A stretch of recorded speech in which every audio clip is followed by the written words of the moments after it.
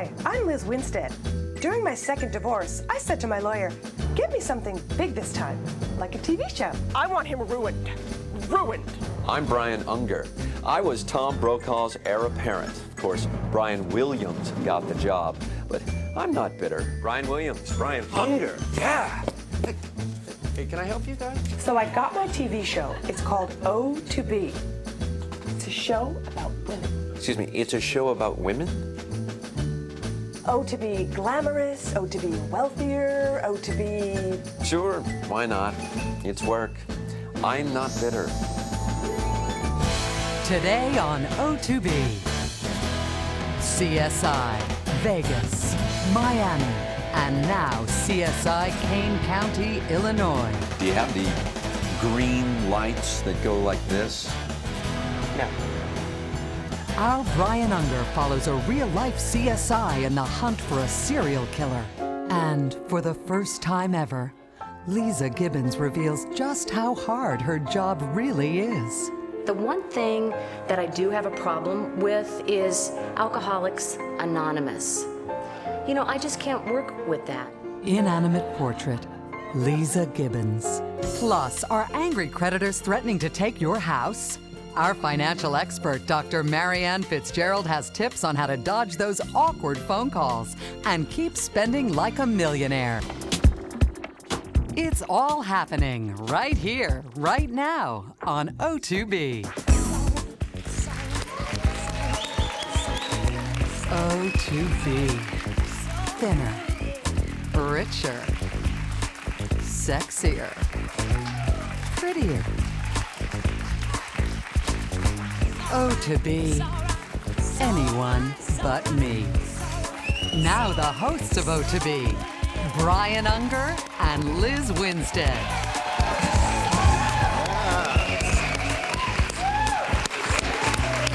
Thank you. Wow. Very lovely. Hello, Conniff. How are you? Hey. Good to see you. Glad to be back. Glad to be back. I'm very glad to be back in the studio. Right here, because this weekend we took our new cabaret act on the road, far from the world of show business, straight to our fighting soldiers. Now, the show's a tribute to September 12th. We call it America Gets Back to Normal. It was fantastic. We traveled 95 miles across 2 county lines to Camp Pendleton to entertain the men and women of 58 Bravo Dog Patch Division of Procurement and Disbursement for the Office of Furniture. Something like that, yeah. And just because they deal in staplers and file cabinets doesn't mean every American isn't grateful for their sacrifice. Absolutely. Dog Patch, woof. Liz, as long as I live, I don't think I will ever forget looking out into that sea of undereducated faces, knowing that these young people chose to defend our country before they entered the food service industry. It is so true. Great audience, greater lineup. There was Rick Astley, Sam Harris, 2 members of AHA, and the Sunshine Band. KC could not make it. Yeah. And as always, Conniff opened up with hilarious impressions. Oh. Go on, do the thing that brought down the house. What are you talking about, Willis? You know, it is funnier every time I see it. I know. see it. Oh my God! But the real star of the night, right here. I mean, Brian's Huey Lewis medley. Well, when he broke into "I Want a New Drug," I don't think anyone has ever heard that kind of thunder. Well, unless they happen to be standing under an American-made bunker buster dropped from 6,000 feet. That's right. Kaboom! That's right. And we brought pictures. I gotta tell you, you guys are gonna love this. Brian really made Walk Like an Egyptian his own. It was crazy. Hey, look, my thinking was this. I'm performing for American soldiers, and to them, how would an Egyptian walk? Show the picture. On crutches, right? If he's walking at all. That's right. Right out of the act. You are always on. You're not going to believe this. Oh, don't Marge, show it. show the Don't next show picture. it. Yeah, Oh. Liz. Liz went metal on us. She started doing We Will Rock You, got the whole crowd to sing along. First the privates, then the sergeants, and then all the convicted wife beaters joined in. It was just this crazy potpourri of singing voices. Horrifying. One glass of Chardonnay, I go crazy. I mean, we sure did have a special time, didn't we? We always have a special time. Anyway, let's get a move on. We have a great show. Do you like CSI? I watched it. It's hard for me to follow, but I hear it's good. Yeah, the ladies have a hard time with all the science and the gears. The guys love it. CSI is the most popular show in America. Millions just love it. Real-life coroners hate it. Why? Well, as if draining the fluids of the dead wasn't hard enough, now they have to do it with the smoldering sexiness of Marg Helgenberger. Sound impossible? Well, meet the one CSI unit that does it all. An hour from the Chicago Loop, there's a predator on the streets, silently stalking its prey, leaving in its wake broken bodies. And there to pick up the pieces is Kane County CSI.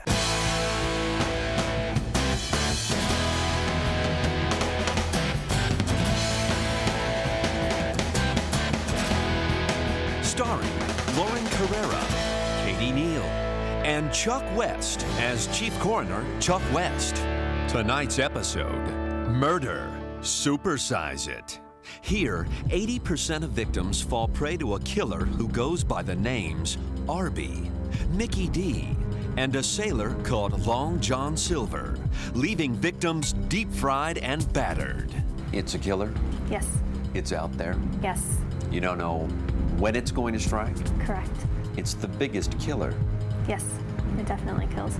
It is obesity, and when it kills, it leaves behind a heavy, heavy load. And we've had over 7 people in excess of 560 pounds, and 1 over 725. Chuck West runs Kane County CSI. It is not unusual for us to see bodies coming through over 300 pounds. That's getting to be almost an everyday kind of thing anymore. And to move a body like that, you need a lot of muscle. You work out, don't you? Yes, I can tell. it helps me in moving and lifting if I need to pull the bodies. Are they that big? Yeah, I can't go and lift one myself. We need help. We need help. The victims of this killer present an enormous problem for Kane County CSI. How to get the bodies to the morgue. So they came up with a sophisticated piece of technology to help them. Thanks, Fred. It's called a forklift. And when Chuck West needs to haul ass, big Kane County ass, he turns to a brawny forklift, like this Komatsu, which offers a full range of stacking power in a 2-liter engine. Simple to use for those everyday cleanups. So this makes life a lot easier for you. Absolutely. Absolutely. Impressive. But Kane County CSI has a whole smorgasbord of high-tech tools. Do you have the lasers? No, Electron microscopy? No. DNA sampling? The green lights that go like this? no, Forklift? yes. It's the art of corpulent transport that has taught them many lessons. Above all, a forklift changes a man forever. Now every place I look, I'm seeing large people. Someone who's watching this is hungry and wants to get away from the television. What's the message you have for them? Well, every human being has a right to be treated with dignity, even at the time of death. Forklift? Absolutely.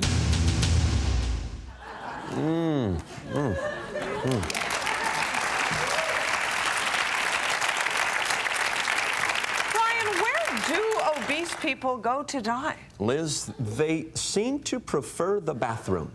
Their own bathroom? Like Elvis? Yeah, exactly, just like Elvis. Oh. We're back in a minute.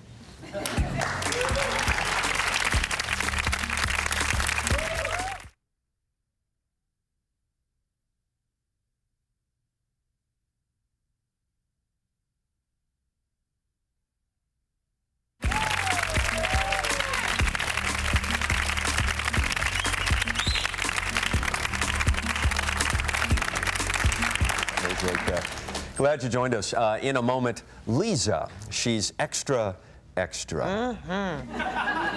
But first, it's a problem called the woman's curse. It comes once a month, and the suffering ranges from mild unpleasantness to unbearable pain. The credit card bill. Kind of for a second there, I thought we were going to be talking about vaginas again. Something much harder to clean up. Anyway. Please welcome our professional expert, Dr. Marianne Fitzgerald. Doctor. So glad to have you here. Good to be back. Nice to see you. Now, credit card debt, it sounds so September 10th. Credit card debt is irrelevant. How about that? You know, she always comes in here with something like this and blows our minds. Your new book, You Incorporated. What the hell is that?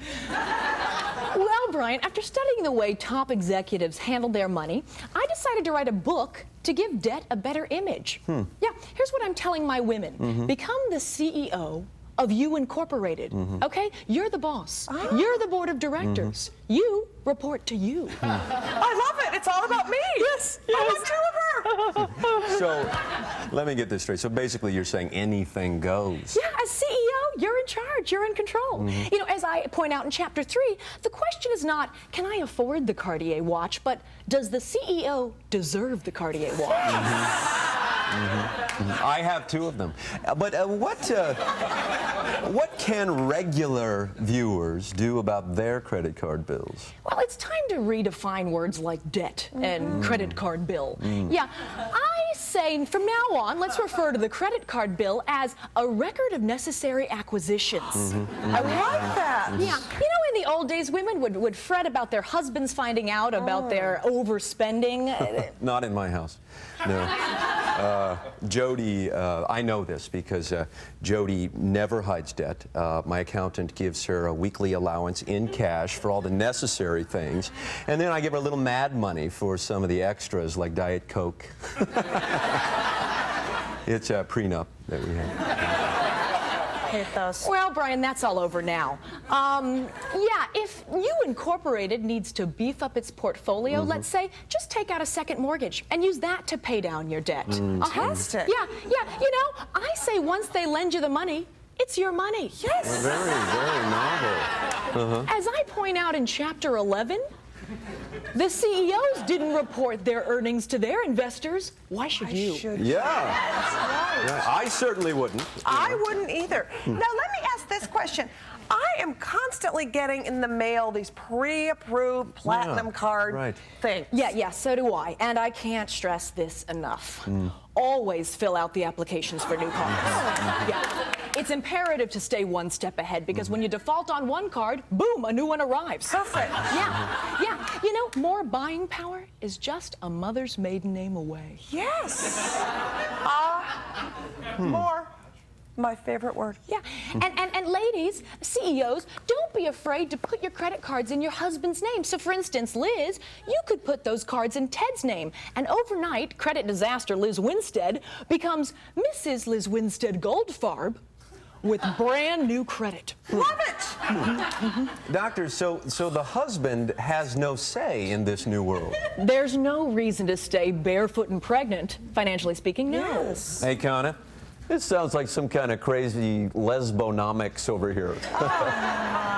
No, Brian, this is sound, conservative, heterosexual financial advice, I assure you. Yes. At the end of the year, if you don't do the spending, what do you have to show for it? Last year's Prada. Exactly. Ladies, the economy depends on your courage. And one last thing I want you to remember. A credit card bill is just God's way of saying, I like your new stuff. That's great. Thank you. I learned something today. Yeah. Fantastic. Thank you, Dr. Fitzgerald. We'll be right back after this. Yeah.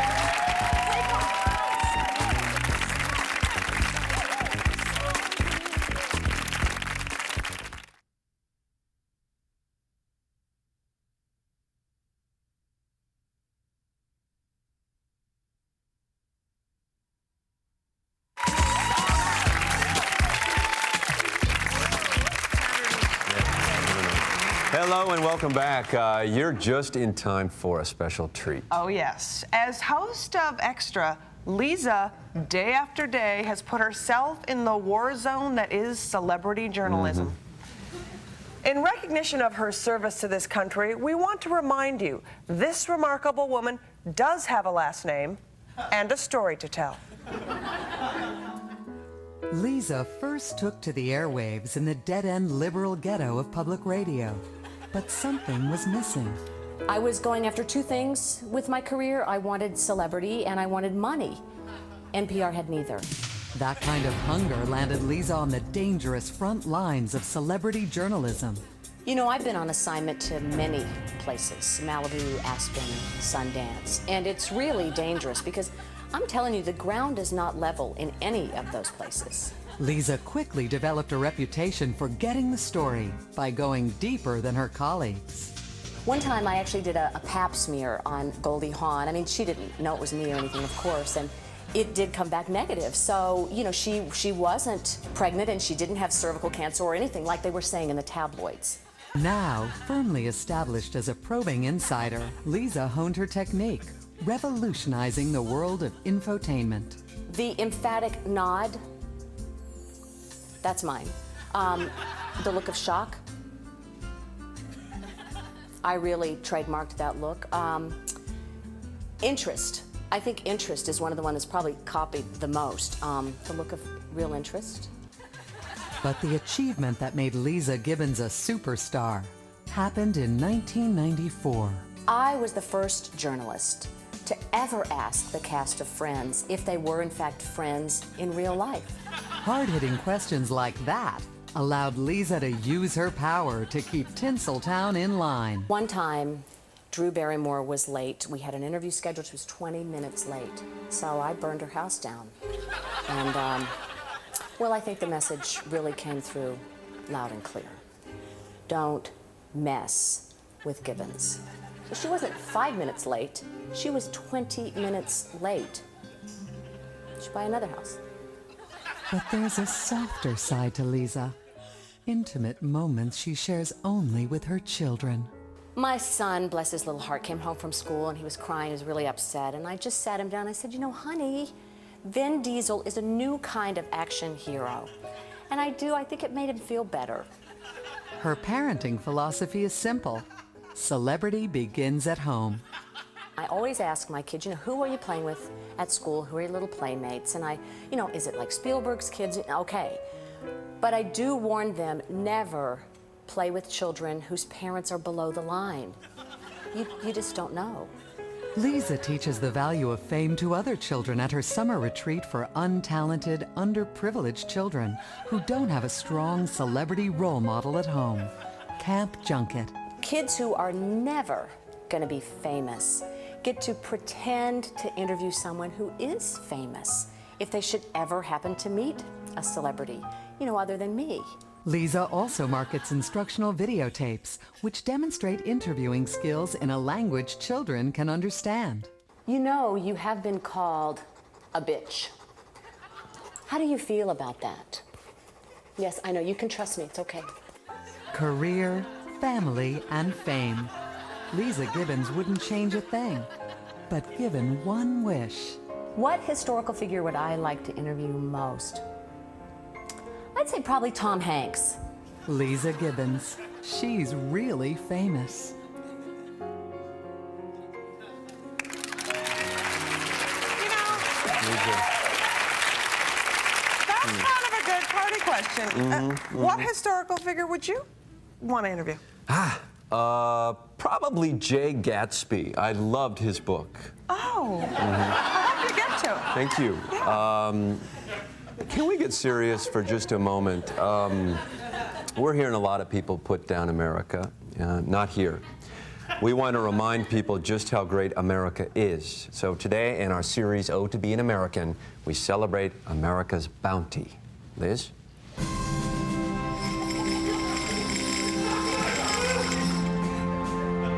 Thanks, Brian. America is overflowing with abundance. Strangers to this country often wonder why our portions of food are so big here. I tell them we have bigger dreams to feed. While I may just nibble at this glorious excess, it's good to know that I can have more than enough food if I want it, when I want it, delivered to my door by someone who hates everything I stand for. Brian? Last night, my darling wife Jody and I were having dinner at Morton's, and I just couldn't finish my braised lamb. They asked me if I wanted to wrap it up. I told the waiter, "No thanks, Mario, I'm done." 16 ounces of delicious, professionally prepared meat most likely went right in the trash. Maybe the busboy ate it, maybe he didn't. And then it hit me. The help in America eat better than most people in the world. That's why they come here from all over to make $5.25 an hour and to eat my leftovers. My American leftovers. I'll bet it tastes like freedom. We'll be right back.